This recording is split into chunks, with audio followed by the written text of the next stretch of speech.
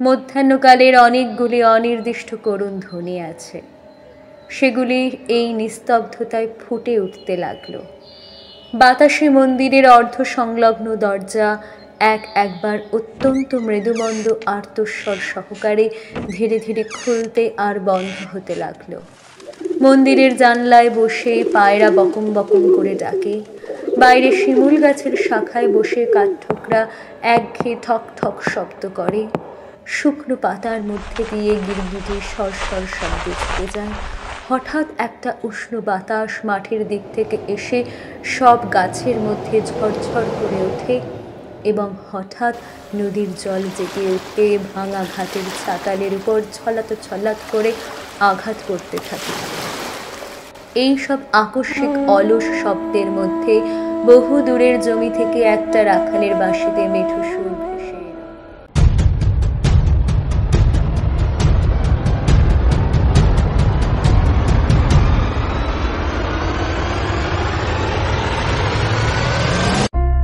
নমস্কার শ্রোতা বন্ধুরা, আপনারা শুনছেন গপ্পগুনো টেক।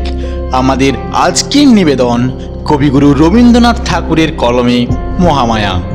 গল্প পাঠে অরুণিমা, গল্পে মহামায়া চরিত্রে সৌমিলি এবং গল্পের সূত্রধার আমি আইজ্যাক। আমরা শ্রোতাদের সুবিধার্থে গল্পটিকে সাধু ভাষা থেকে চলিত ভাষাতে রূপান্তর করেছি। শুরু করতে চলেছি আমাদের আজকের গল্প। মহামায়া আর রাজীব লোচন দুজনেই নদীর ধারের এক ভাঙা মন্দিরে দেখা করল। মহামায়া কোনো কথা না বলে নিজের স্বাভাবিক গম্ভীর দৃষ্টিতে একটু ভৎসনার সাথে রাজীবের দিকে তাকালো। সেই দৃষ্টির অর্থ, তুমি কোন সাহসে এই অসময় আমাকে ডেকে এনেছ? আমি এখনো পর্যন্ত তোমার সব কথা শুনে এসেছি বলেই কি তোমার এত দূর স্পর্ধা বেড়ে গেছে? রাজীব এমনিতেই মহামায়াকে বরাবর একটু ভয় করেই চলে। তার উপর এমন প্রকার দৃষ্টি তাকে ভারী বিচলিত করে দিল। সে দুটো কথা গুছিয়ে বলতে চেয়েছিল, কিন্তু তৎক্ষণাৎ তাকে সেই আশায় জল ঢালতে হলো। অথচ অবিলম্বে তাকে এই মিলনের একটি যথাযথ কারণ না দেখালেও চলে না। ফলে দ্রুততার সঙ্গে বলল, আমার মনে হয় আমাদের এখান থেকে পালিয়ে গিয়ে বিয়ে করে নেওয়াই ভালো হবে দুজনের জন্য। রাজীব যে কথা বলবে বলে মনস্থির করেছিল তার উদ্দেশ্য সাধন হলো ঠিকই, কিন্তু যেভাবে বলতে চেয়েছিল তার কিছুই সফল হলো না। তার কথাটা নিতান্তই নিরস, নিরলঙ্কার, এমনকি বেশ অদ্ভুত শুনতে লাগলো। প্রথম দিকে নিজে বলে নিজেই থতমত খেয়ে গেল। ফলে দু পাঁচটা কথা বলে আগের কথাটাকে যে একটু নরম করে বলবে তার সামর্থ্যটুকুও রইল না।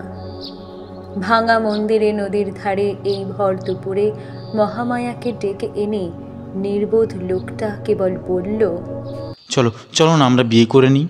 মহামায়া কুলীন ঘরের মেয়ে, বয়স 24 ছুঁয়েছে। যেমন পরিপূর্ণ বয়স তেমনি পরিপূর্ণ সৌন্দর্য, যেন শরতের রোদের মতো কাঁচা সোনার তৈরি প্রতিমা। সেই রোদের মতোই দীপ্ত এবং নীরব, তার দৃষ্টি দিবালোকের ন্যায় উন্মুক্ত ও নির্ভীক। বাপ মরা মেয়ের অভিভাবক একমাত্র বড় দাদা, নাম ভবানীচরণ চট্টোপাধ্যায়। ভাই বোন দুজনেই প্রায় এক প্রকৃতির লোক, মুখে কথা নেই, কিন্তু এমন একটা তেজ আছে যা দুপুর দুটোর মতো নিঃশব্দে দহন করে সারা শরীর। গ্রামের লোকেরা অকারণে ভবানীচরণকে ভয় করত। রাজীব লোকটি ছিল বিদেশি। এখানকার রেশমকুঠির বড় সাহেব তাকে সঙ্গে করে এসেছেন। রাজীবের বাপ ছিলেন সাহেবের কর্মচারী। তার মৃত্যুর পর একমাত্র অল্প বয়স্ক ছেলের ভরণ পোষণের ভার নিজের কাঁধে তুলে নেন সাহেব এবং ছোট ছেলেটিকে সঙ্গে করে নিয়ে আসেন বামনহাটির এই কুঠিতে। বালকের সঙ্গে ছিলেন তার একমাত্র স্নেহশীলা পিসি। তারা ছিলেন ভবানীচরণের প্রতিবেশী। ফলে মহামায়া ছিল রাজীবের বাল্য সঙ্গিনী এবং রাজীবের পিসির সঙ্গে ছিল তার সুদৃঢ় স্নেহবন্ধন।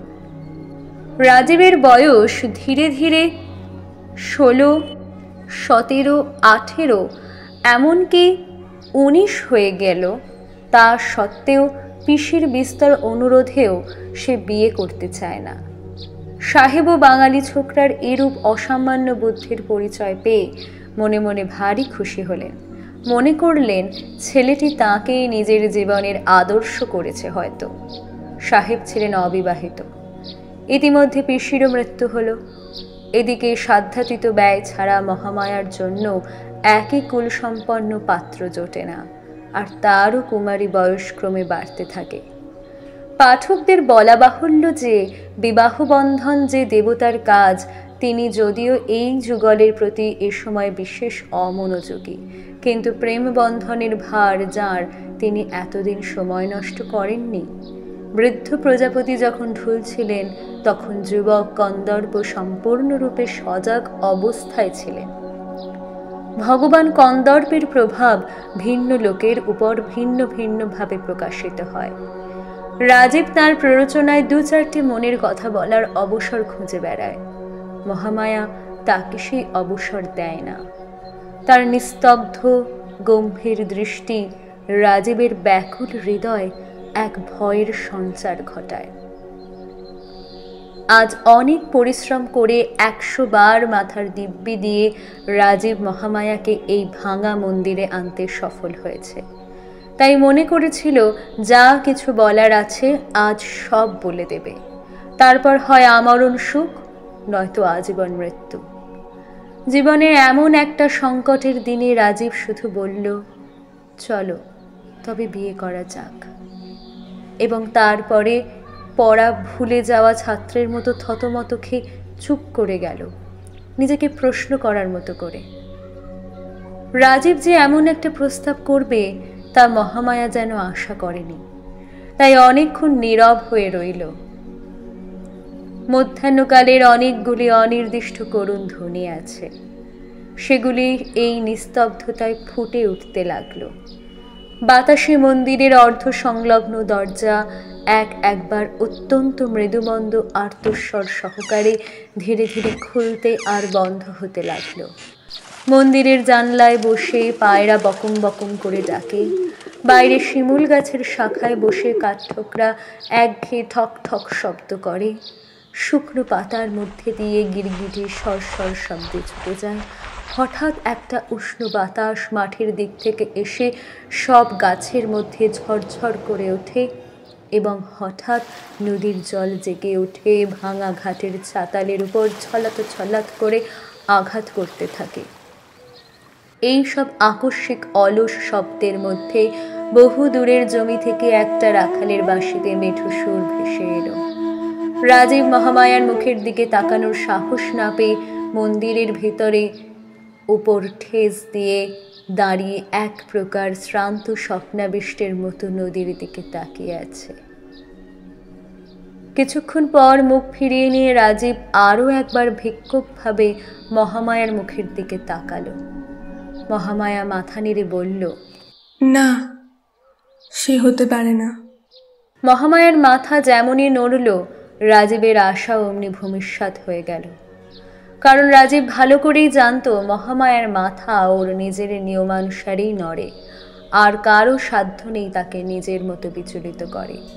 প্রবল কুলাভিমান মহামায়ার বংশে কত কাল ধরে প্রবাহিত হচ্ছে। সে কি কখনো রাজীবের মতো অকুলীন ব্রাহ্মণকে বিয়ে করতে রাজি হতে পারে? ভালোবাসা এক এবং বিয়ে আর এক। যাই হোক, মহামায়া বুঝতে পারল তার নিজের বিবেচনাহীন আচরণের জন্য রাজীবের এত দূর স্পর্ধা বেড়েছে। তৎক্ষণাৎ সে মন্দির ছেড়ে চলে যেতে উদ্যত হলো। রাজীব অবস্থা বুঝে তাড়াতাড়ি বলল, কিন্তু আমি যে কালই এদেশ থেকে চলে যাচ্ছি। মহামায়া প্রথমে মনে করেছিল যে একটু ভাব দেখিয়ে বলবে, সে খবরে আমার কি দরকার, কিন্তু তা বলতে পারল না। সে পা তুলতে গিয়ে পা উঠল না, আর শান্তভাবে জিজ্ঞাসা করল, কেন? আমার সাহেব এখান থেকে সোনারপুরের কুঠিতে বদলি হয়েছেন, তাই তিনি আমাকে সঙ্গে নিয়ে যেতে চান আর কি। মহামায়া আবার অনেকক্ষণ চুপ করে রইল।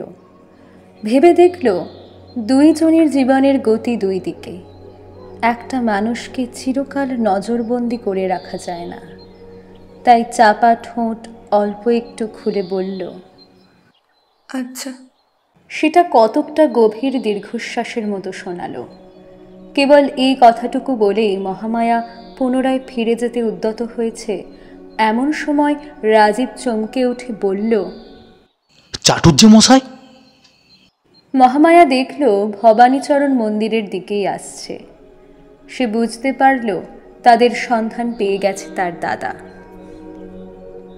রাজীব মহামায়ার বিপদের সম্ভাবনা দেখে মন্দিরের ভাঙা দেওয়াল দিয়ে লাফিয়ে বেরিয়ে যাওয়ার চেষ্টা করল।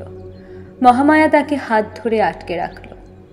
ভবানীচরণ মন্দিরে প্রবেশ করলেন এবং কেবল একবার নীরবে নিস্তব্ধভাবে উভয়ের দিকে তাকালেন। মহামায়া রাজীবের দিকে তাকিয়ে অবিচলিতভাবে বলল, রাজীব, তোমার ঘরেই আমি যাব। তুমি আমার জন্য অপেক্ষা করো। ভবানীচরণ নিঃশব্দে মন্দির থেকে বেরিয়ে গেলেন। মহামায়াও নিঃশব্দে তাকে অনুসরণ করল। আর রাজীব হতবুদ্ধি হয়ে দাঁড়িয়ে রইল, যেন তার ফাঁসির হুকুম হয়েছে। সেই রাতেই ভবানীচরণ একখানা লাল চেলি এনে মহামায়াকে বললেন, এটা পরে এসো। মহামায়া পড়ে এলো। তারপর বললেন, আমার সঙ্গে চলো। ভবানীচরণের আদেশ, এমনকি সংকেতও কেউ কখনো অমান্য করেনি, মহামায়াও নয়। সেই রাতে উভয়ে নদী তীরের শ্মশানের দিকে চললেন। শ্মশান বাড়ি থেকে খুব বেশি দূরে নয়। সেখানে গঙ্গা যাত্রীর ঘরে এক বৃদ্ধ ব্রাহ্মণ মৃত্যুর জন্য অপেক্ষা করছিল। তারই শয্যার পাশে গিয়ে দুজনে দাঁড়ালেন। ঘরের এক কোণে পুরোহিত মশাই উপস্থিত ছিল। ভবানীচরণ তাকে ইঙ্গিত করলেন, আর অবিলম্বে সে শুভানুষ্ঠানের আয়োজন করে নিয়ে প্রস্তুত হয়ে গেল। মহামায়া বুঝল এই মৃত্যু পথযাত্রীর সাথেই তার বিয়ে। সে লেশ মাত্র আপত্তি করল না। খুব কাছের দুটি চিতার আলোতে অন্ধকারাচ্ছন্ন ঘরে মৃত্যু যন্ত্রণার আর্তধ্বনির সাথে অস্পষ্ট মন্ত্রোচ্চারণ মিশিয়ে মহামায়ার বিয়ে হয়ে গেল। যেদিন বিয়ে, ঠিক তার পরের দিনই বিধবা হল মহামায়া। এই দুর্ঘটনায় বিধবা এক ফোঁটাও দুঃখ অনুভব করল না, এবং রাজীব ও মহামায়ার হঠাৎ বিবাহ সংবাদে যেরূপ বজ্রাহত হয়েছিল, বৈধব্য সংবাদে সেরূপ হল না। এমনকি কিছুটা প্রফুল্ল বোধ করল, কিন্তু সে ভাব বেশিক্ষণ স্থায়ী হল না। দ্বিতীয় আরেকটা বজ্রাঘাত রাজীবকে একেবারে ভূপাতিত করে দিল। সে সংবাদ পেল শ্মশানে আজ মহাধূম, মহামায়া সহমরণে যাচ্ছে। প্রথমেই সে ভাবল সাহেবকে সংবাদ দিয়ে তার সাহায্য নিয়ে এই নিদারুণ ঘটনা বলপূর্বক আটকাবে। তারপর মনে পড়ল সাহেব আজই বদলি হয়ে সোনারপুর রওনা হয়েছেন। তিনি রাজীবকেও সঙ্গে নিতে চেয়েছিলেন, কিন্তু রাজীব 1 মাসের ছুটি নিয়ে থেকে গেছে। মহামায়া তাকে বলেছে, তুমি তুমি তুমি আমার জন্য অপেক্ষা করো। সে কথা রাজীব কিছুতেই লঙ্ঘন করতে পারে না।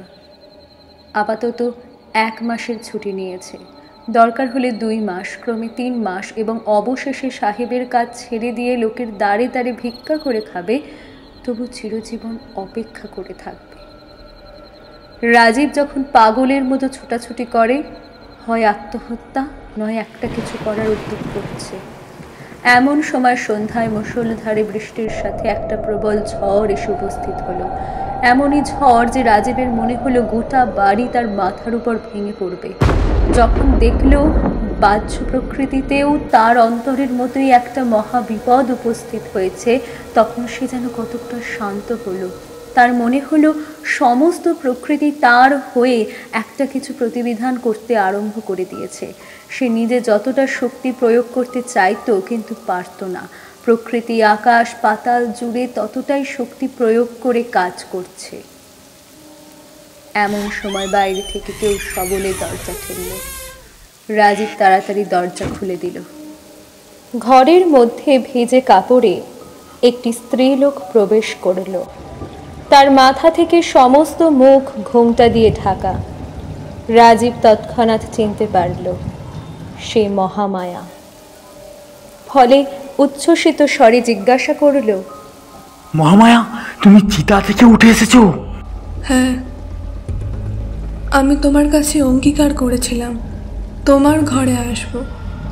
সেই অঙ্গীকার পালন করতে এসেছি। কিন্তু রাজীব, আমি ঠিক সেই আমি নই। আমার সমস্ত পরিবর্তন হয়ে গেছে। কেবল আমি মনে মনে সেই মহামায়া আছি। এখনো বলো, এখন আমার চিতায় ফিরে যেতে পারবো? আর যদি প্রতিজ্ঞা করো কখন আমার ঘোমটা খুলবে না, আমার মুখ দেখবে না, তবে আমি তোমার ঘরে থাকতে পারি। মৃত্যুর হাত থেকে ফিরে পাওয়াই যথেষ্ট। তখন আর সমস্ত কিছু তুচ্ছ মনে হয়। রাজীব তাড়াতাড়ি বলল, তুমি যেমন ইচ্ছে তেমনি করেই থাকো, কিন্তু আমাকে ছেড়ে যেও না। আমাকে ছেড়ে গেলে আমি আর বাঁচবো না। তবে এখনই চলো, তোমার সাহেবের যেখানে বদলি হয়েছে সেখানে যাই। ঘরে যা কিছু ছিল সব কিছু ফেলে রাজীব মহামায়াকে নিয়ে সেই ঝড়ের মধ্যে বেরিয়ে পড়ল। এমনই ঝড় যে দাঁড়ানো কঠিন। ঝড়ের বেগে নুড়ি কাঁকড় উড়ে এসে গুলির মতো গায়ে বিঁধতে লাগলো। মাথার উপর গাছ ভেঙে পড়ার ভয় দুজনে পথ ছেড়ে খোলা মাঠ দিয়ে চলতে শুরু করলো। বায়ুর বেগ পিছন থেকে আঘাত করলো, যেন ঝড়ে লোকালয় থেকে দুটো মানুষকে ছিন্ন করে প্রলয়ের দিকে উড়িয়ে নিয়ে চলেছে। গল্পটা শ্রোতা ও পাঠকেরা নিতান্তই অমূলক অথবা অলৌকিক মনে করবেন না। যখন সহমরণ প্রথা প্রচলিত ছিল তখন এমন ঘটনা কখনো কখনো ঘটতে শোনা গেছে। মহামায়ার হাত পা বেঁধে তাকে চিতায় সমর্পণ করে যথাসময় অগ্নি প্রয়োগ করা হয়েছিল। আগুনও ধু ধু করে ধরে উঠেছিল। এমন সময় প্রচণ্ড ঝড় ও মুষলধারে বৃষ্টি আরম্ভ হয়। যারা দাহ করতে এসেছিল তারা তাড়াতাড়ি গঙ্গা যাত্রীদের ঘরে আশ্রয় নিয়ে দরজা বন্ধ করে দিল। আর বৃষ্টিতে চিতার আগুন নিভে যেতে বিলম্ব হলো না। ইতিমধ্যে মহামায়ার হাতের বাঁধন পুড়ে গিয়ে তার হাত দুটো মুক্ত হয়েছে। অসহ্য দাহ যন্ত্রণায় একটিমাত্র কথা না বলে মহামায়া উঠে বসে পায়ের বাঁধন খুলে ফেলে। তারপর কিছু কিছু জায়গায় পুড়ে যাওয়া কাপড় কোনো ক্রমে গায়ে জড়িয়ে উলঙ্গ প্রায় মহামায়া চিতা থেকে উঠে প্রথমে নিজের ঘরে ফিরে আসে। তখন ঘরে কেউ ছিল না, সকলেই শ্মশানে। প্রদীপ জ্বালিয়ে একখানা কাপড় পরে মহামায়া একবার আয়নায় মুখ দেখল। তারপর সেটি মাটিতে আছড়ে ফেলে একবার কি ভাবল। তারপর মুখের ওপর দীর্ঘ এক ঘোমটা টেনে রাজীবের বাড়ি গেল। তারপর কি ঘটল তা সকলেই জানেন। মহামায়া এখন রাজীবের ঘরে, কিন্তু রাজীবের জীবনে সুখ নেই। অনেক নয়, উভয়ের মধ্যে কেবলমাত্র একখানি ঘোমটার ব্যবধান। কিন্তু সেই ঘোমটাটুকু মৃত্যুর ন্যায় চিরস্থায়ী, অথচ মৃত্যুর থেকেও বেশি যন্ত্রণাদায়ক। কারণ নৈরাশ্যে মৃত্যুর বিচ্ছেদ বেদনাকে কালক্রমে অসার করে দেয়, কিন্তু সেই ঘোমটার বিচ্ছেদের মধ্যে একটা জীবন্ত আশা প্রতিদিন প্রতি মুহূর্তে ব্যথা পাচ্ছে। একে মহামায়ার চিরকালই একটা নিস্তব্ধ নীরব ভাব আছে। তাতে এই ঘোমটার ভিতরে নিস্তব্ধতা দ্বিগুণ দুঃসহ মনে হয়। সে যেন একটা মৃত্যুর মধ্যে আবৃত হয়ে বসে আছে। এই নিস্তব্ধ মৃত্যু রাজীবের জীবনকে আলিঙ্গন করে প্রতিদিন যেন বিশীর্ণ করতে লাগলো। রাজীব এর আগে যে মহামায়াকে চিনত তাকেও হারালো, এবং তার শৈশবকাল থেকে তৈরি সুন্দর স্মৃতিকে যে নিজের সংসারে প্রতিষ্ঠিত করে রাখবে সে ঘোমটাচ্ছন্ন মূর্তি চিরদিন পাশে থেকে নীরবে তাতেও বাধা দিতে থাকলো। রাজীব ভাবত মানুষে মানুষে স্বভাবতই যথেষ্ট ব্যবধান আছে, বিশেষত মহামায়া পুরাণে বলা করণের মতো সহজ কবচধারী। সে নিজের স্বভাবের চারদিকে একটা আবরণ নিয়েই জন্মগ্রহণ করেছে, তারপর মাঝে যেন আরেকবার জন্মগ্রহণ করে আরও একটা আবরণ নিয়ে এসেছে। সর্বদা পাশে থেকেও সে এত দূরে চলে গেছে যে রাজীব যেন আর তার নাগাল পায় না। কেবল একটা মায়াগণ্ডির বাইরে বসে অতৃপ্ত তৃষ্ণার্ত হৃদয় এই সূক্ষ্ম অথচ অটল রহস্য ভেদ করার চেষ্টা করছে।